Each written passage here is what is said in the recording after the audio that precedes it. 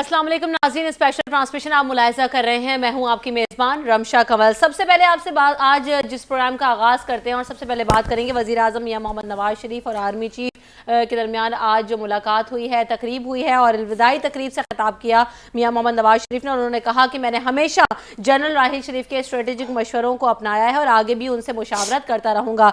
जबकि जनरल राहिल शरीफ ने बड़ा मुख्तसर से 2-3 जुमलों में खिताब किया और उन्होंने कहा कि आपकी हमायत हमेशा मेरे साथ रही और थैंक यू प्राइम मिनिस्टर, उनका ये कहना था। तो जनाब, आज जो मुलाकात हुई है उसके बारे में लोगों का क्या कहना है और साथ साथ जो अब ये अफवाहें थी कि आया जनरल राहिल शरीफ साहब एक्सटेंशन लेते हैं नहीं लेते और अगले जो 4 नाम है उनका भी ऐलान कर दिया गया है, तो नया आर्मी चीफ कौन होगा इस पर हम बात करेंगे। हमारे साथ जो मेहमान है उनका भी तारुफ कराते चलो साथ साथ, और आपको ये भी बताते चलें कि 24वीं आईनी तरमीम जो कि कौमी असम्बली में आज इसकी बाज़गश्त रही है, 3 हुकूमती बिल भी मंजूर करने के लिए पेश कर दिए गए हैं और 24वीं तरमीम के मुताबिक आइन के आर्टिकल 184 के शिक नंबर 3 के तहत सुप्रीम कोर्ट के अस-खुद नोटिस पर फैसले को 30 दिनों के अंदर चैलेंज किया जा सकेगा।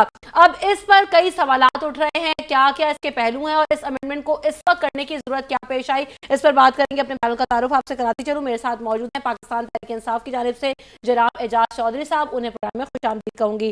पाकिस्तान पीपल्स पार्टी की जानिब से मुझे ज्वाइन किया है अब्दुल कयूम सुब्रा साहब ने भी, उन्हें भी अपने प्रोग्राम में खुशामदीद कहते हैं। साथ साथ बैरिस्टर जफर अली साहब भी हमारे साथ मौजूद होंगे और पाकिस्तान मुस्लिम लीग नवाज की जानिब से मेरे साथ मौजूद हैं रमेश कुमार साहब। तमाम मेहमानों को अपने प्रोग्राम में खुशामदीद कहते हैं। गुफ्तगू का आगाज सबसे पहले एजाज चौधरी साहब आपसे कर लेते हैं।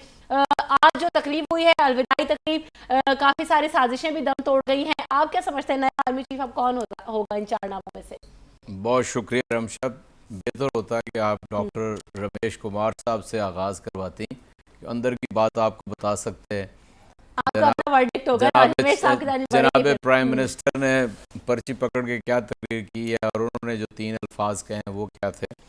अलबत्ता मैं ये समझता हूँ कि पाकिस्तान की तारीख के अंदर ये जो ट्रांजिशन आप समझ लीजिए और एक आर्मी चीफ का इस तरह अलविदा होना, ये बहुत ही खुशाइंद है और बड़े अच्छे रिमार्क्स के साथ उसे रुखसत किया जा रहा है। उसके बारे में राय आमा भी बहुत अच्छी है, लोग उसको अपने लिए हीरो समझते हैं और उसने लीड फ्रॉम द फ्रंट ये मिसाल भी कायम की है। लेकिन मैं ये समझता हूँ कि हुकूमत जितना देर तहरीक इंसाफ को तहरीक चलाती है, सड़क पे आती है, जलसा करती है, जुलूस करती है, इन गरीबों को हदफ जरूर बनाती थी कि पता नहीं वहां से GHQ से कोई लिख के भेजा हुआ है, तभी इमरान खान ये सारा काम कर रहे हैं। तो आज तो उनके यानी सारी कारकर्दगी को और उनके रवैये की इतनी तारीफें की जा रही हैं। तो मैं सिर्फ इतना अर्ज करूंगा कि हम अगर आप ही अपनी अदाओं पर जरा गौर करें, हम अगर अर्ज करेंगे तो शिकायत होगी, इसलिए कि ये फौज सबकी फौज होती है।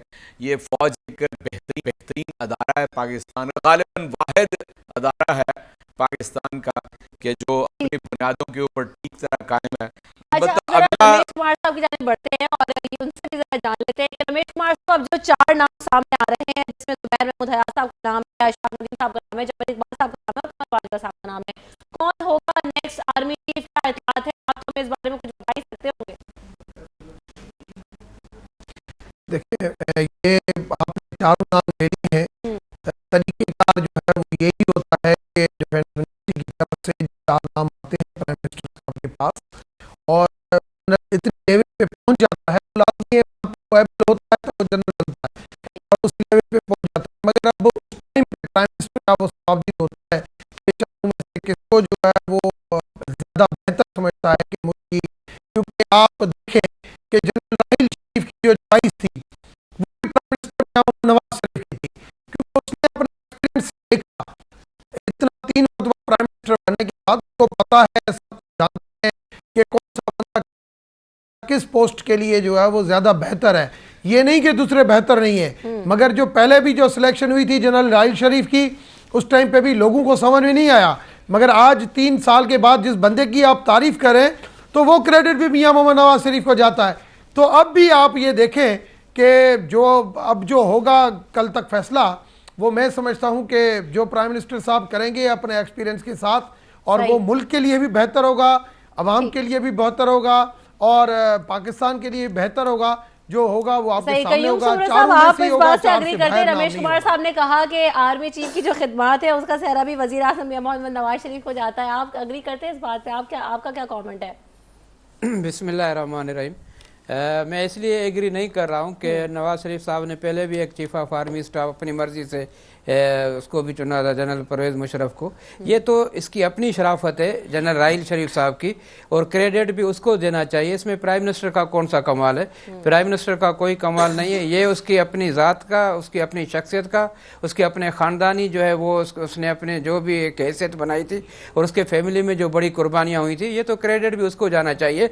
और मैं यहाँ पे एक और बात करना चाहता हूँ जो बुनियादी तौर पे बहुत ज़रूरी है कि आज जनरल राहिल शरीफ साहब पाकिस्तानी कौम को क्यों अच्छे उस पे जा रहा है, क्यों पाकिस्तानी कौम उसको याद करेगी। मेरे हवाले से दो चीज़ें बहुत अहम हैं। एक तो उसने जो दहशत गर्दी के ख़िलाफ़ एक बहुत बड़ी जंग लड़ी और 3 साल में उसको पाए तकमील तक पहुंचा, उसने बड़ा एक किरदार अदा किया, नंबर 1। दूसरा सबसे ज़्यादा अहमियत मैं दे रहा हूँ, पार्लियामेंट के तकद्दुस को उसने बहाल रखा और उसने वो नाम नहाद जो धरने दिए जा रहे थे, पार्लियामेंट को मफलूज किया जा रहा था और जो जमहूरी सिस्टम को डिरेल करने की बातें कर रहे थे, कम अज़ कम उनकी हौसला शिकनी में उसका बहुत बड़ा किरदार है। और उन्होंने अपने इन 3 साल के दौरे जो भी उनका अरसा रहा खिदमत की पाकिस्तान की आवाम की और पाकिस्तान की फ़ौज की या इस मुल्क की, मैं समझ रहा हूँ उसमें सबसे ज़्यादा क्रेडिट उसका इस सिस्टम को मजबूत करने में जा रहा है। वरना शायद और कोई अगर इस तरह जनरल परवेज़ मुशर्रफ जैसा शायद या उसके इर्द गिर्द या उससे मिलता जुलता कोई जनरल होता जो एम्बिशस होता, जिसके ख्वाहिशात होती, तो उनके पास मौक़िया ज़्यादा थे। लेकिन इन्होंने तमाम तर मौक़िया से फ़ायदा नहीं उठाया बल्कि जमहूरियत को और सिस्टम को मजबूत करने में एक अपना तारीख़ी किरदार अदा किया, जिसकी वजह से मैं समझ रहा हूँ कि वो तारीख में भी जिंदा रहेगा और पाकिस्तान के लोगों के दिलों में भी जिंदा रहेगा। अब जो कारनामे हैं वो तो आपने गिनवा दिए कयूम सुमरो साहब। एजाज चौधरी साहब, अब आप क्या समझते हैं कि जो नेक्स्ट आर्मी चीफ होंगे उनके ऊपर क्या क्या जिम्मेदारियां होंगी और उनके लिए चैलेंजेस आगे क्या होंगे? क्योंकि ज़रबे अज़द हमने देखा कि काफ़ी हद तक मुकम्मल हो गया है, ऑपरेशन कराची में भी चल रहा है, तो अब नेक्स्ट चैलेंजेस क्या होंगे? कौन से क्योंकि CPAC का जो मामला है उस पर आर्मी चीफ की बड़ी कड़ी नज़र थी और चाइना भी मुतालबा करता रहा कि जनरल राहिल शरीफ को होना चाहिए, तो आप क्या समझते हैं? एक फ़िक्रा मैं ज़रा सुमरो साहब की खिदमत में अर्ज़ कर लूँ। सुमरो साहब, ये धरना करना, जलसे करना, जुलूस निकालना, पाकिस्तान का आइन, पाकिस्तान के अंदर जमहूरी रवायत इसका हक देती है हर फर्द को, हर सियासी जमात को। बस इतना से ही काफ़ी है। देखिए, मैं आपसे अर्ज़ करता हूँ, जो भी जनरल आएगा, राहिल शरीफ साहब ने एक हाई मॉरल ग्राउंड सेट कर दी है और मैं समझता हूँ कि वो उसी ही परसू करेंगे, उससे आगे बढ़ने की कोशिश करेंगे, उससे पीछे नहीं रहेंगे। और पाकिस्तान के अंदर इस वक्त सबसे बड़ा जो चैलेंज होगा हमारी फ़ौज के लिए, वो भारत के साथ जो मामलात चल रहे हैं गुज़िश्ता यानी 137-38 रोज़ हो गए हैं जिस दिन कश्मीर में इंतफादा नए सिरे से बुरहान वानी की शहादत से शुरू हुआ और उसके माँ बाद यानी जो नरेंद्र मोदी का पूरा नैरेटिव है उसके अपने मुल्क के अंदर और दुनिया भर के अंदर और पाकिस्तान के हवाले से जो वो राय रखता है, ये एक बहुत बड़ा हमारी फ़ौज के लिए चैलेंज होगा।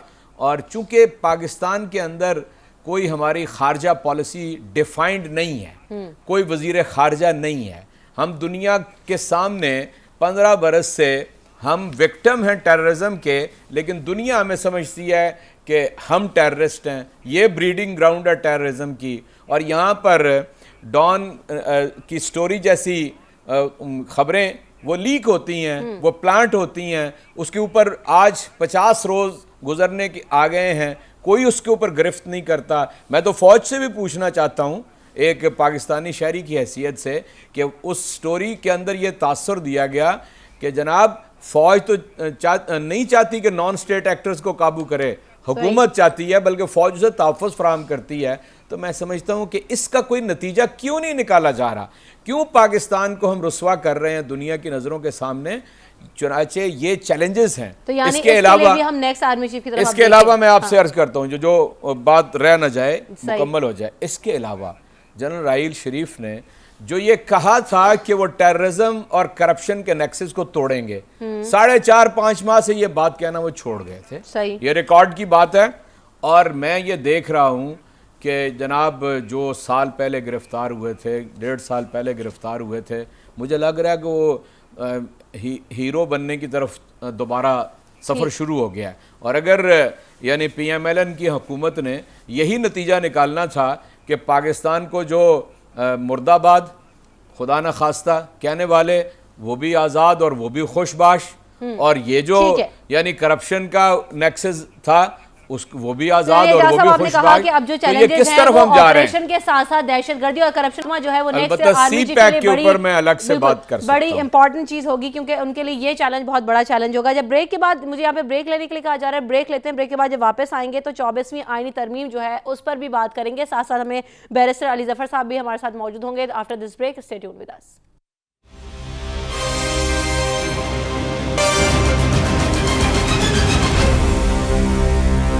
स्पेशल ट्रांसमिशन में आपको एक बार फिर कहेंगे खुशामदीद। हम बात करेंगे अब कौमी असम्बली में 24वीं आईनी तरमीम समेत 3 हुकूमती बिल मंजूरी के लिए पेश कर दिए गए हैं। 24वीं आईनी तरमीम के मुताबिक आइन के आर्टिकल 184 के शिक नंबर 3 के तहत सुप्रीम कोर्ट के खुद नोटिस पर किए गए फैसले को 30 दिनों के अंदर अंदर चैलेंज किया जा सकता है। इस तरमीम के मुताबिक आर्टिकल 184 के तहत मुतासरा फरीक को यह हक भी हासिल होगा कि वो अदालत उज़्मा की जानिब से जारी पहले हुक्म के खिलाफ इसी अदालत के लार्जर पैनल के सामने 30 दिन के अंदर अपील दर्ज करवा सकता है। कानूनी पेचीदगियां इसमें क्या होती हैं, इस पर बात करते हैं। हमारे साथ मौजूद हैं बैरिस्टर अली जफर साहब। सबसे पहले उनसे गुफ्तगू का आगाज करते हैं इस मामले पर।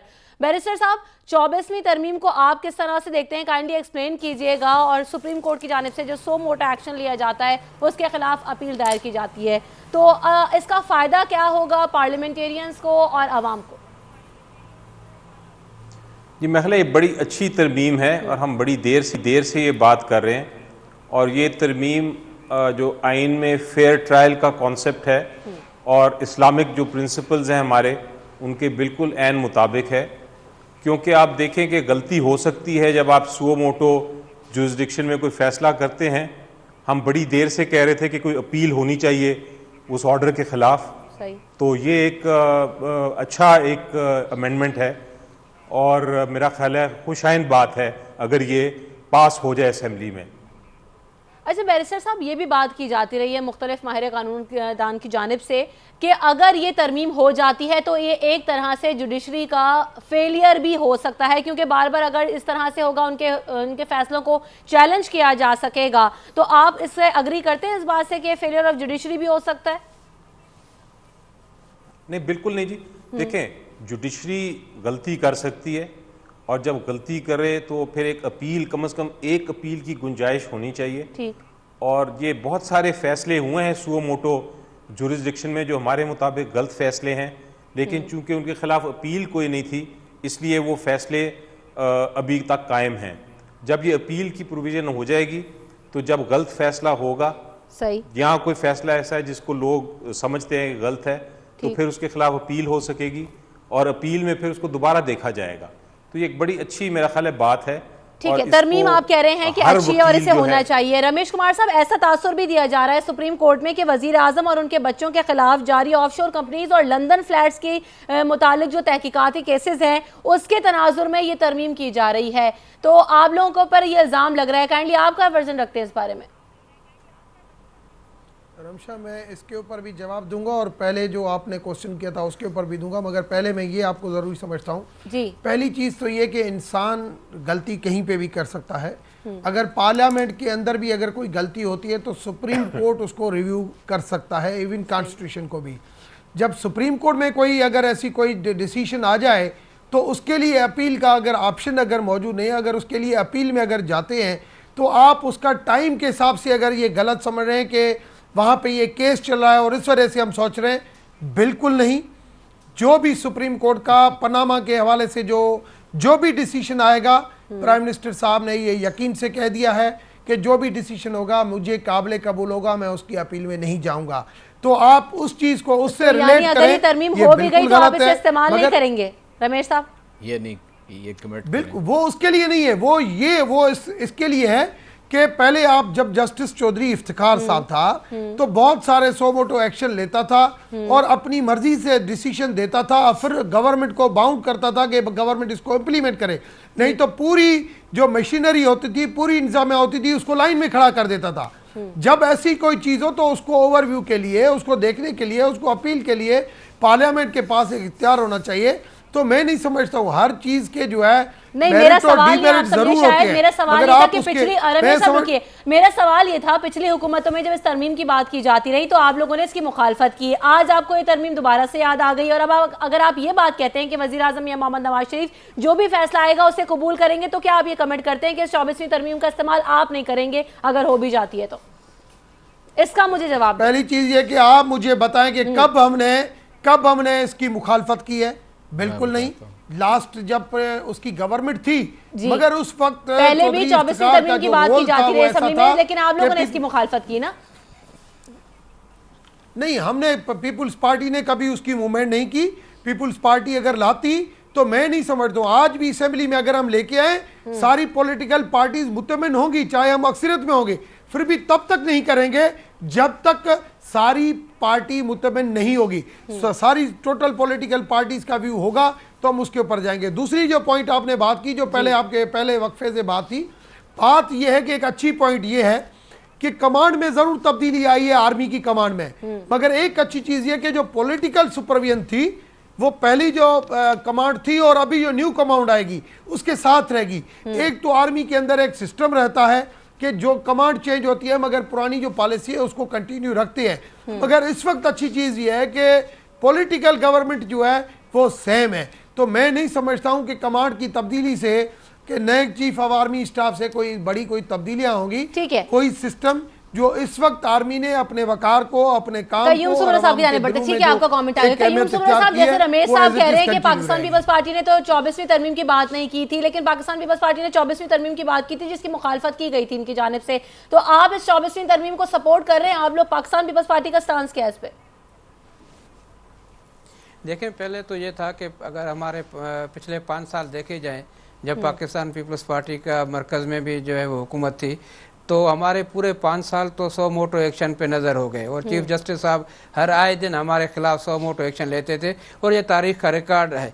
और मैं बताऊं पूरी दुनिया में, आप दुनिया के जितने भी तरक्की याफ्ता ममालिक हैं या तरक्की पजीर ममालिक हैं, वहाँ की कोर्टों का अगर रेशो देखा जाए तो उनके सुपीरियर एपेक्स कोर्टों ने कभी इस तरह के 100 मोटो एक्शन नहीं लिए होंगे। हत्ता कि अमेरिका में या हमारे पड़ोसी मुल्क इंडिया में भी आप देखें कि वहाँ पे मोस्ट प्रॉब्ली कोई नाजो शाजर अगर इस तरह के वाक़यात हुए होंगे, लेकिन पाकिस्तान में जिस तरह इस 100 मोटो को जिस तरह इस्तेमाल किया गया वो सिर्फ और सिर्फ पीपल्स पार्टी की हुकूमत को जो है उसको मैं तो ये समझ रहा हूँ और पूरी दुनिया जानती है कि पीपल्स पार्टी के साथ जो भी इन्होंने किया, लेकिन देखिए उन्होंने मुल्क की मफादात को नहीं देखा। हत्ता कि आपको एक बात बता दूं कि ये जो गवादर पोर्ट था उस पर भी 100 मोटो एक्शन था कि जी आप वहाँ से नहीं ले सकते हैं, अपना चीन के या किसी मुल्क को नहीं दे सकते हैं सिंगापुर से लेकर के। तो हमारे लिए तो हमेशा रेस्ट्रिक्शन दी गई, लेकिन हम चाहते हैं कि आइन पार्लियामेंट दोनों सुप्रीम रहें, अदालतों का एहतराम रहे और हम उनके एहतराम को जो है उनके वकार को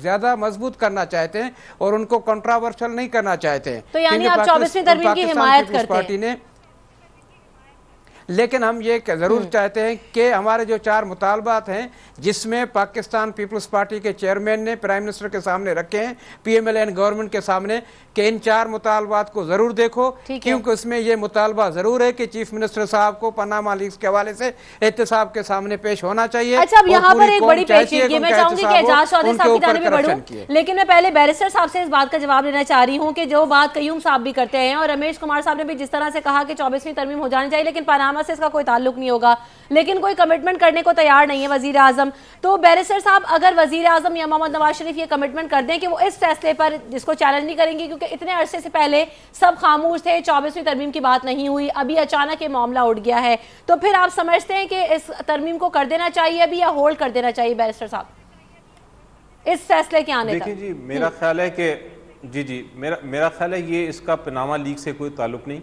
ये इनफैक्ट डिस्कशन पार्लियामेंट में बड़ी देर की चल रही है और मुझे भी बुलाया गया था पार्लियामेंट्री कमेटीज में और मैंने ये सजेशन दी थी उन कमेटीज में कि बिल्कुल तरमीम होनी चाहिए, राइट ऑफ अपील या अपील का हक जो है वो आइन में देना चाहिए। और ये डिस्कशन, बल्कि अगर आपको याद हो तो पीपल्स पार्टी और PMLN ने एक एग्रीमेंट किया था मुशर्रफ के दौर में ही, मुशर्रफ साहब के दौर में, जिसमें ये कहा था कि हम जब आएंगे तो हम एक तरमीम लेके आएंगे आइन में जिसके अंदर हम ये सुओ मोटो की एक अपील देंगे। तो ये मेरा ख्याल है बड़ी देर का एक डिस्कशन चल रही है। टाइमिंग शायद आप कह सकती हैं कि वो पनामा केस के साथ ही टाइमिंग आ गई, डिस्कशन चल रही है, लेकिन इसको इतनी शिद्दत के साथ कौमी असेंबली में उठाया नहीं गया। तो टाइमिंग कितनी इंपॉर्टेंट है बैरिस्टर साहब, इस पर भी बात करेंगे। एजाज चौधरी साहब से भी मैं जानूंगी। ब्रेक लेते हैं यहाँ पर। ब्रेक के बाद जब वापस आएंगे तो पूछेंगे एजाज चौधरी साहब से कि 24वीं तरमीम के बाद पाकिस्तान तहरीक इंसाफ इसकी मुखालफत के लिए असेंबली में जाने पर सोच रही है, मुशावरत कर रही है, गौर कर रही है। क्या पाकिस्तान तहरीक इंसाफ एक बार फिर असेंबलीज में मौजूद होगी, हमें दिखाई देगी? इस पर एजाज साहब का comment after this break. Stay tuned with अस।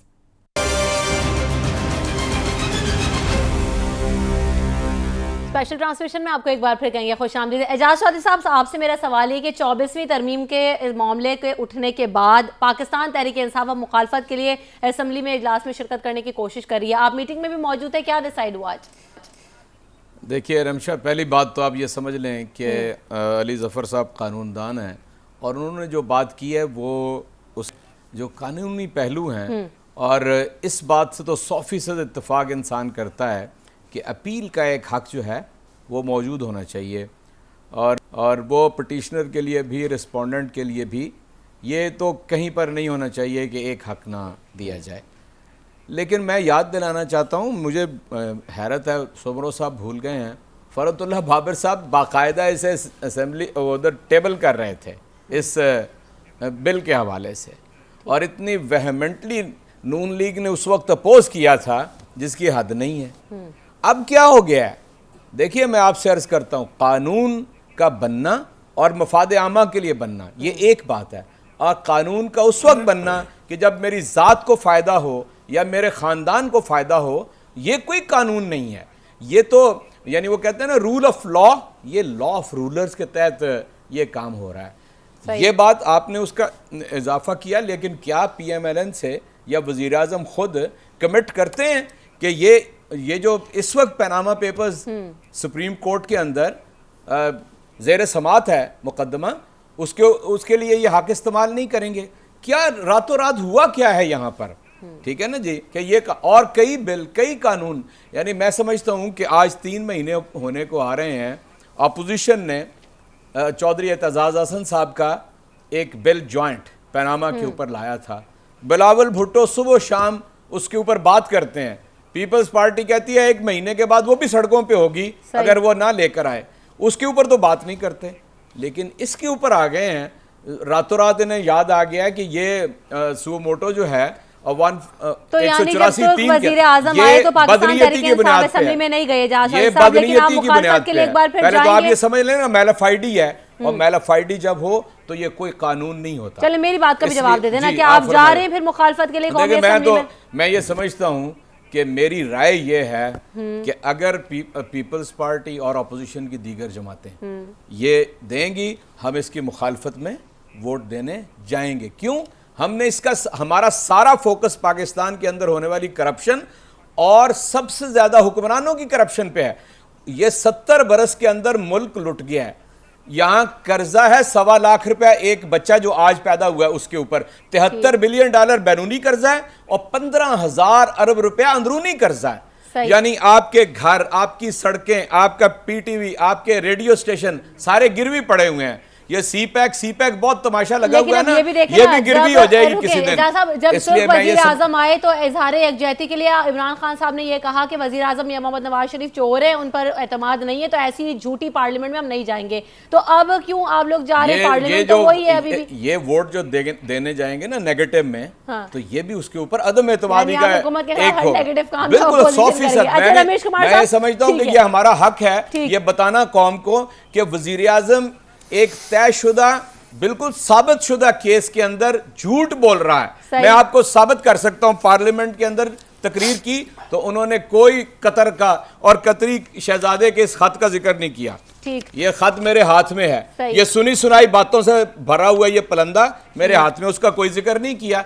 तो आपका वज़ीर आज़म झूठ बोल रहा हो और आप इस तरह जिंदगी को आसान और आराम चलाएं, इंशाअल्लाह ये इस केस के बाद अगर कोई अपील का हक चाहेगा सुओ मोटो के ऊपर, तहरीक इंसाफ उसके साथ हो। ठीक है रमेश कुमार साहब, आप इसका जवाब कैसे देंगे कि अगर वजीर आजम या मोहम्मद नवाज शरीफ ये कमिटमेंट कर देते हैं कि वो पनामा पेपर्स में इस तरमीम का सहारा नहीं लेंगे, तो फिर शायद पाकिस्तान तहरीक इंसाफ का स्टांस भी कुछ और हो, क्योंकि 24वीं तरमीम की तो बात जहां तक बैरिस्टर साहब भी कह रहे हैं कि उसे होना चाहिए, लेकिन इसके टाइमिंग बड़े इंपॉर्टेंट है जिस पर आप लोगों पर सवाल उठाए जा रहे हैं। उसके बाद कयूम साहब और बैरिस्टर साहब की जानिब बढ़ते हैं। रमशा, पहली चीज़ तो ये कि पीटीआई जिस किस्म की सियासत कर रही है वो पीटीआई के खुद को समझ में नहीं आती कि हम क्या सियासत कर रहे हैं। सियासतदान को, लीडरान को, पार्लियामेंटेरियन को एक एक लफ्ज़ सोच समझ के बोलना चाहिए। मैं एजाज साहब की बहुत इज़्ज़त करता हूँ, मगर आज एजाज साहब भी मुझे काफ़ी चैनलों पे नज़र आते हैं। पीटीआई के काफ़ी लोग तो डिफेंड ही नहीं कर पा रहे हैं, वो भाग गए हैं चैनल से भी। बात सिंपल में ये है कि सुप्रीम कोर्ट के अंदर जैसे ये गए, एक मरतबा नहीं 3 मरतबा प्राइम मिनिस्टर ने, प्राइम मिनिस्टर हाउस ने, हम प्राइम मिनिस्टर हाउस के नुमाइंदे बैठे, हम सब ने कहा है कि सुप्रीम कोर्ट का जो भी इस हवाले से डिसीजन आएगा, क्योंकि हम खुद इस बोझ को उठाना नहीं चाहते, हम चाह रहे हैं कि लोगों को पता चले कि ये लॉकडाउन की सियासत की गई, ये जो अल्फाज इस्तेमाल किए गए चीफ मिनिस्टर की तरफ से, एक चीफ मिनिस्टर ने जो प्राइम मिनिस्टर के लिए अल्फाज इस्तेमाल किए, ये किस किस्म की सियासत है, लोगों को पता चले इस चीज़ का। हम वो भागने वाले नहीं हैं, ये हर किस्म की सियासत करते हैं। कभी सिरिल अलमडा की जो है वो उसके न्यूज़ के ऊपर सियासत करते हैं, कि मतलब कोई ना कोई बहाना ढूंढते रहते हैं। हमें इन चीज़ों की फिक्र नहीं है। ये बेशक आएँ, पार्लियामेंट के अंदर आएँ, अगर ये समझते हैं कि हमें बहाना ढूंढ के हमें दोबारा आना चाहिए, इनको पछतावा हो रहा है कि भाई हमने पार्लियामेंट से बाहर निकलने का जो फैसला किया है वो गलत किया है, मैं समझता हूं कि चलो उस बहाने से भी ये पार्लियामेंट में आते हैं। टाइमिंग की बात का सवाल, पार्लियामेंट आपने मेरी टाइमिंग वाली बात का जवाब नहीं दिया कि अभी आपको ये मामला एकदम से याद आया, वजह? और देखिए, मैं समझता हूं कि बैरिस्टर अली जफर का किसी से ताल्लुक नहीं है, मगर उन्होंने भी इस चीज का आपको बताया कि ये चीज आज से नहीं है, काफी अरसे से है। और आज अगर ये चीज हो भी रही है, आपको पता है 24वीं आईनी तरमीम जब होती है, कोई भी आईनी तरमीम जब होती है तो नेशनल असेंबली के बाद वो सेनेट से पास होती है। वहां पे भी आपको पता है कि अपोजिशन की जमायतें हैं, मेजॉरिटी अपोजिशन की जमायतों के पास है। तो आप ऐसे नहीं समझे कि आज के आज ये सारी चीज़ें हो जाएंगी और आज के आज ये पनामा का, मैं समझता हूँ आप टाइमिंग को उसको छोड़ें। सुप्रीम कोर्ट पनामा के हवाले से जो भी चीज़ देगा आप डिस्कस ये करें, ये टाइमिंग की बात है, आप डिस्कस ये करें ये चीज़ अच्छी है या नहीं है। अगर इस चीज़ के ऊपर आप एग्री हो गए, ब्रेक लेते हैं, उसके बाद जब वापस आएंगे तो फिर इस बारे में बात करेंगे कि कौमी असेंबली में 24वीं आईनी तरमीम से मुताल्लिक पेश किया गया। इसके अलावा 2 और बिल भी हैं, तो इन तीनों बिलों को मजीद गौर खौज के लिए मुताल्लिका कमेटीज को भिजवा दिया गया है। तो बैरिस्टर साहब से जानेंगे कि अब इस तमाम तरमीम के प्रोसेस में कितना वक्त दरकार होता है और इसके बाद अगर ये तरमीम हो जाती है तो फिर आगे क्या होगा। और कयूम साहब से पूछेंगे कि पाकिस्तान पीपल्स पार्टी ने आज असेंबली से वॉकआउट किया, जबकि वो यहाँ पर कह रहे हैं कि 24वीं आईनी तरमीम की वो हिमायत करते हैं। तो स्टांस क्या है, इस बारे में बात होगी after this break. Stay tuned with अस।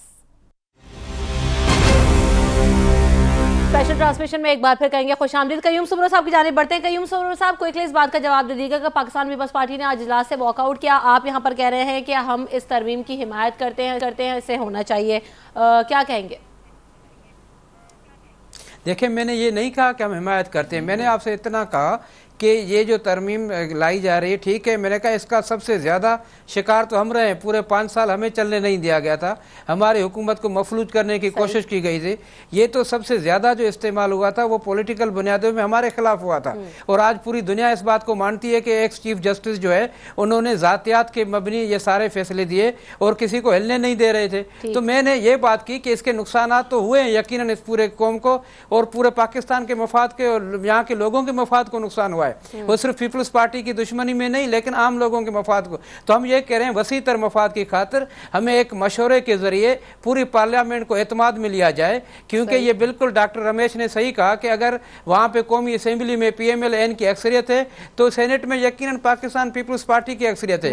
वहाँ पे इस बिल को आगे आकर के कंसल्टेशन के मराइल से इसको गुजारना पड़ेगा। तो बेहतर यह है कि पूरी कौम को एतमाद में लिया जाए। और मैं एक और भी बात करूँ, पाकिस्तान तहरीक इंसाफ का स्टांस तो क्लियर है कि वो मुखालफत कर रही है, पाकिस्तान पीपल्स पार्टी मुखालफत कर रही है, हिमायत करेगी। ये मैं यही कह रहा हूं कि पीटीआई को भी एतमाद में लेना चाहिए। ये प्राइम मिनिस्टर नवाज शरीफ साहब को या पीएमएलएन गवर्नमेंट की हुकूमत का फर्ज बनता है कि तमाम तर पार्लियामेंट के ग्रुप जो चाहे अपोजिशन में हो चाहे गवर्नमेंट के अंदर हो, सबको बुलाए, सबके साथ एतमाद के साथ बात हो, उसके बाद मुत्तफक रहा इत्तेफाक से ये बिल अगर आ रहा है तो कौमी असेंबली में भी ये पास हो जाएगा और फिर सेनेट से भी। लेकिन ये जरूरी नहीं है हम ये बात कर रहे हैं कि अब इसको पॉलिटिकल वेपन के तौर पर इस्तेमाल न करें। इसको इस तरमीम के होते में आइन के मुताबिक कितना टाइम लगता है और इसके बाद अगर ये तरमीम हो जाती है तो फिर आगे इसके असरात क्या होंगे, इसका फायदा क्या होगा? देखें जी, इसको मुझे जो उम्मीद है बल्कि यकीन है कि इस पे बड़ी डिबेट होगी। ये जो आइनी तरमीम है इस पे हमेशा डिबेट होती है। सही। और जो आर्टिकल है उसमें इम्प्रूवमेंट की ज़रूरत है। कुछ लैंग्वेज की डिबेट होगी कि इसमें ज़ुबान इस तरह इस्तेमाल होनी चाहिए, एंड का लफ्ज़ आना चाहिए, और का लफ्ज़ आना चाहिए। और उसके बाद अल्टीमेटली ये सुपर मेजॉरिटी से आइनी तरमीम आनी पड़ती है। ये सिंपल मेजॉरिटी से नहीं आ सकती। इसमें सेनेट और पार्लियामेंट जो नेशनल असेंबली है वो दोनों मिल के वोटिंग करते हैं और वोटिंग करने के बाद वो अगर 75% तक वोट्स हों तो फिर वो आइनी तरमीम आ जाती है।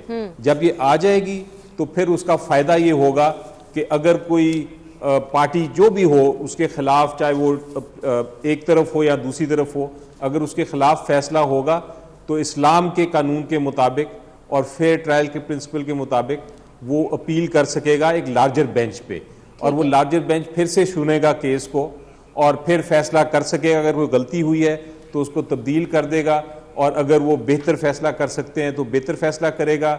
अगर पहला फैसला सही है तो फिर उसको बहाल रखेगा। ठीक है, तो यानी लॉन्ग टर्म में इसका बड़ा फायदा है। जहाँ साहब आप क्विकली कमेंट कर लीजिएगा, प्रोग्राम का वक्त भी अब थोड़ा सा रह गया जी। मेरा ख्याल है कि मैं तो कोई नई बात ऐड नहीं कर सकता। जी रमेश साहब, मैंने उसूली तौर पे इससे इत्तफाक किया था कि ये यूनिवर्सल है अपील का एक हक, और मैं इसको तस्लीम करता हूँ। लेकिन मैं किसी सूरत में भी ऐसी आईनी तरमीम इस तारीखी मौके के ऊपर नहीं होने दूंगा कि जब नवाज शरीफ बिल्कुल एक केस के अंदर फंस गया। मैं समझता हूं कि एक